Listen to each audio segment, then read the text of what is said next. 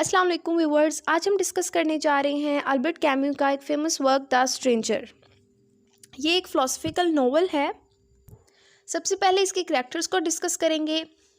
First of all हमारे पास है मर्सो, ये इसकी फ्रेंच प्रोनाउंसिएशन है। हिज मदर मैरी कार्डोना, इसकी गर्लफ्रेंड थी। रेमंड इसका पड़ोसी था। और अरैब जीएफ रेमंड की गर्लफ्रेंड। तो चलें हम स्टार्ट करते हैं स्टोरीज़ की। स्टोरी स्टार्ट करने से पहले मैं इसके करैक्टर के बारे में आपको थोड़ा सा बताती हूँ। मर्सो जो इसका मेन करैक्टर है, ये एक अल्जीयर्स में एक एज अ शिपिंग क्लर्क काम करता होता है और ये एक अपार्टमेंट में अकेला रहता होता है। इसकी एक माँ होती है और जिसको इसने ओल्ड एज होम में भेज दिया होता है मैरिंगो में, क्योंकि ये सोचता है कि वहाँ पे इसकी माँ की अच्छी देखभाल हो सकेगी। कि अपने पास मतलब ये अच्छे से नहीं अपनी माँ को संभाल सकता, तो इसलिए ये ओल्ड एज में अपनी माँ को भेज देता है। फिर एक दिन इसको एक न्यूज़ मिलती है कि इसकी मदर की डेथ हो गई है। विद नो इमोशन, मतलब इसको कोई, ये एक इमोशनलेस होता है, इसको कोई सैडनेस फील नहीं होती है। तो इसको कुछ भी ना ये सैड होता है अपनी मदर की डेथ पे। ये क्या करता है कि अपने काम से छुट्टी का अरेंज करने लग जाता है और उन चीज़ों के बारे में बस इसको टेंशन होती है और लंच करता है और अपनी माँ को देखने के लिए वहाँ चला जाता है। जब वो मैरिंगो पहुँचता है, वो वहाँ जाके कोई इमोशंस, कोई फीलिंग्स शो नहीं करता और वहाँ वो अपनी मदर की डेड बॉडी को देखने से ही इनकार कर देता है। और फ्यूनरल पे वो कोई भी एक आंसू भी नहीं बहाता, बल्कि उसको ज़्यादा कंसर्न किससे होता है, हीट से। ये मैं आपको एंड पे बताऊंगी कि कैसे इसकी फ़िज़िकल सेंसेशंस जो हैं मर्सो की उसको इफ़ेक्ट करती हैं। तो और उसको घर जाने की भी बहुत जल्दी होती है और ये वहाँ पे बहुत अजीब हरकतें करता है, जैसे कि मैंने पहले बताया, अपनी मदर की डेड बॉडी को देखने से इनकार कर देता है। और फिर सैटरडे मॉर्निंग, मतलब इसकी मदर का जब फ्यूनरल होता है फ्राइडे को, उसके फ़ौरन बाद सैटरडे को ये मरसोल जो है वो कोई सैडनेस, कोई ग्रीफ कुछ भी नहीं शो करवाता, बल्कि ये डिसाइड करता है कि वो स्विमिंग करने के लिए जाएगा। और वहाँ वो एक लड़की मैरी से मिलता है जो उसके साथ उसके ऑफिस में एज अ टाइपिस्ट वर्क करती होती है। तो वो उसको इनवाइट करता है कि वो उसके साथ चले मूवी देखने, और वो चूज़ भी क्या करता है, कॉमिक फ़िल्म, कि वो कहता है कि मैं एक कॉमिक फ़िल्म देखना चाहूँगा। और मूवी के बाद वो मैरी को अपने घर, अपने अपार्टमेंट में अपने साथ ले जाता है और उसके साथ लव रिलेशन करता है और वो पूरी इवनिंग उसके साथ इंजॉय करता है। फिर बाद में जब मैरी उसको पूछती है मर्सो को कि क्या तुम मुझसे प्यार करते हो, तो वो उसकी बहुत नॉर्मल उसका आंसर होता है। वो कहता है कि वो कंसर्न नहीं है लव के बारे में, क्योंकि ये बहुत वेग इमोशन है इसके लिए, क्योंकि उसको कोई कंसर्न नहीं होता लव के बारे में। वो फीलिंगलेस, इमोशनलेस होता है मर्सो जो है ना।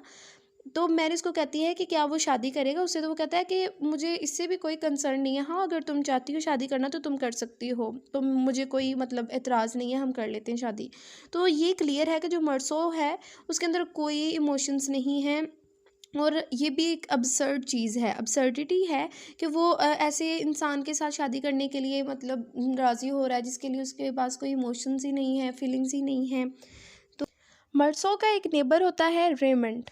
वो एक वायलेंट मैन होता है who works as a pimp.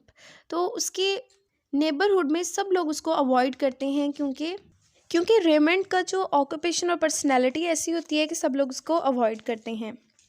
फिर क्या होता है, जो मर्सो है वो इससे फ्रेंडशिप कर लेता है और मर्सो को इसकी पर्सनल लाइफ से भी, रेमंड की पर्सनल लाइफ से भी कोई कंसर्न नहीं होता है। तो जो रेमंड है वो मर्सो को कहता है कि मैंने एक दफ़ा एक बंदे को इतना मारा कि उसके अंदर से इतना खून निकलने लग गया।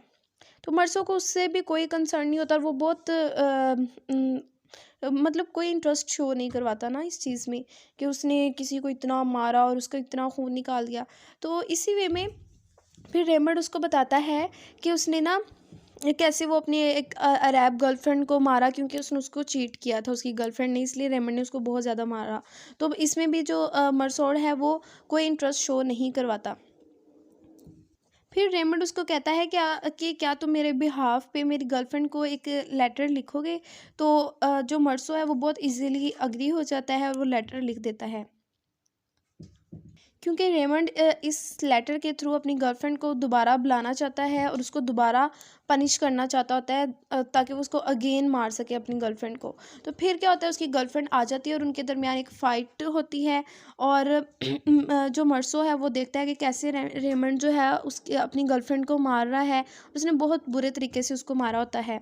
और फिर वो पुलिस को भी कॉल करने से रिफ्यूज़ कर देता है, क्योंकि वो पुलिसमैन को लाइक नहीं करता होता। ये भी चीज़ इसमें एब्सर्ड है कि वो पुलिस मतलब वो एग्री हो जाता है पुलिस स्टेशन जाने से और टेस्टिफाई करने से, कि रेमंड के बिहाफ पे टेस्टिफाई करता है कि रेमंड ने तो कुछ नहीं किया, मतलब उसकी साइड लेता है ना। तो और फिर कहता है कि इसकी गर्लफ्रेंड ने प्रोवोक की थी फ़ाइट को और ये सब कुछ। अब ये जो मरसोर है उसके बाद क्या होता है कि जो ये इतना फॉलिश होता है, इतना ये होता है कि ये खुद को अलाउ कर लेता है कि ये रेमंड के साथ इन्वॉल्व हो जाए, और इसका इनविटेशन एक्सेप्ट कर लेता है कि उसके साथ बीच हाउस पे जाएगा अल्जियर्स से बाहर। जब ये बीच हाउस जा रहे होते हैं तो इनको फील होता है कि इनके पीछे कोई इनका पीछा कर रहे हैं। रेमंड बताता है कि इनमें से जो है वो इसकी गर्लफ्रेंड का ब्रदर है, इनमें से एक जो है वो इसकी गर्लफ्रेंड का ब्रदर है जो इनका पीछा कर रहा है। जब ये लोग बीच पे पहुंच जाते हैं, मरसोल, रेमंड और मैसन, ये इनके पीछे 2 अरब इनका पीछा कर रहे होते हैं और वहाँ पे इनके दरमियान लड़ाई हो जाती है। फिर जो मरसोल जो है इनको दूर से ही इनको देखता है कि कैसे जो रेमंड और मैसन जो हैं वो दोनों अरब्स को मार रहे हैं। फिर वो मरसो जो है वो नोटिस करता है कि एक अरब जो है उसके हाथ में नाइफ़ है और वो ट्राई कर रहा है कि रेमंड को मारे, मतलब मरसो उन तक पहुँचे लेट हो जाती है और वो अरब जो है वो रेमंड को छुरा घोंप देता है उसके बाजू में और उसके मुंह में, और उसके मुंह और बाजू पे छुरा फेर देता है ना, तो उसके मुंह से वो मतलब खून निकलने लग जाता है। फिर वो डॉक्टर के पास चले जाते हैं और उसके बाद बैंडेज करवाने के बाद रेमंड कहता है कि वो रिवेंज लेना चाहता है और वो कहता है कि वो बीच पे जा रहा है।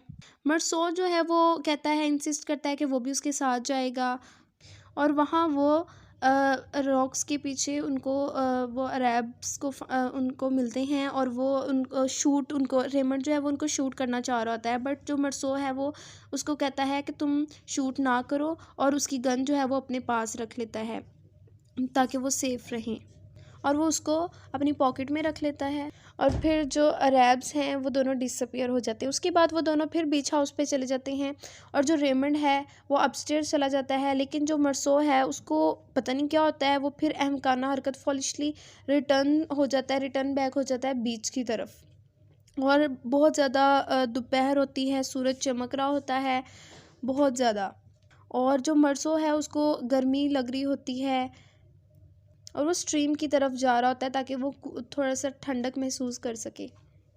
फिर जब वो स्ट्रीम के पास पहुंचता है तो उसको उसकी वो अरब गर्लफ्रेंड का ब्रदर वहाँ पे नज़र आता है और वहाँ उनके दरमियान लड़ाई हो जाती है, और वो जो अरब है उसकी पॉकेट पे हाथ रखता है और फिर मरसोल के हाथों से वो गन चल जाती है और वो अरब को लग जाती है, और इसी तरह जो मरसो के हाथों से उसका मर्डर हो जाता है।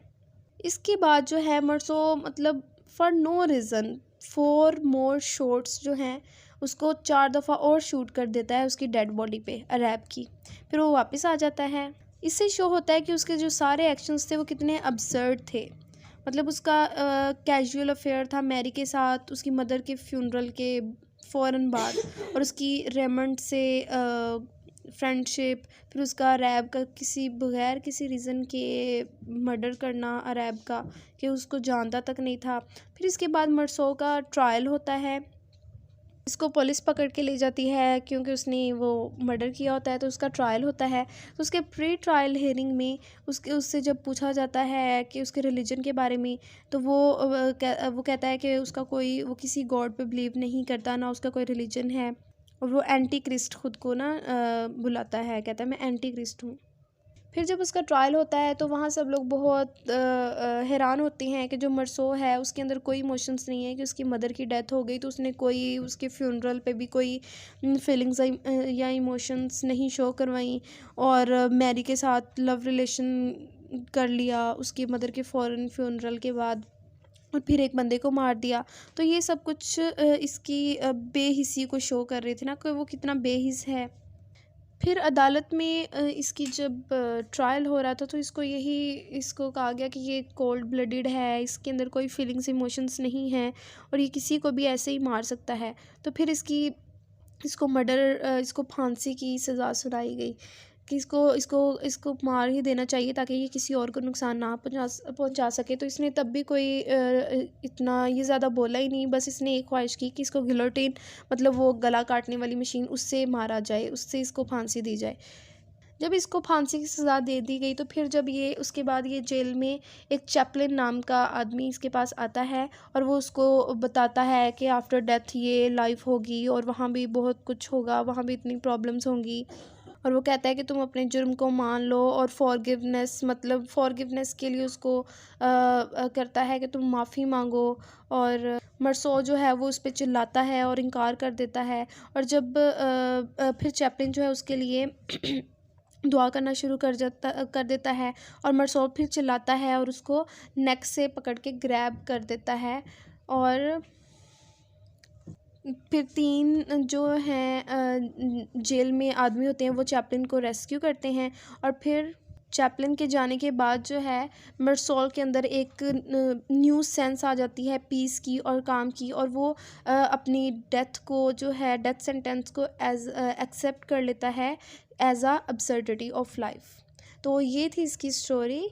तो इसमें यही बताया गया है मेनली कि इसमें इम्पोर्टेंस ऑफ फिज़िकल वर्ड की बताई गई है कि कैसे फ़िज़िकल सेंस के मरसो जो है वो फ़िज़िकल सेंसेशंस को एक्सपीरियंस करता है। उसके लिए जो वर्ड है वो मीनिंगलेस है और अब्सर्ड है, वो किसी चीज़ को नहीं, ना उसका कोई रिलीजन होता है। और इसमें बहुत सारे थीम्स भी निकल सकते हैं जैसे कि absurdity of life, isolation, importance of the physical world, society and class, friendship, verdict of death and mortality, man and the natural world, religion, women and femininity, etc.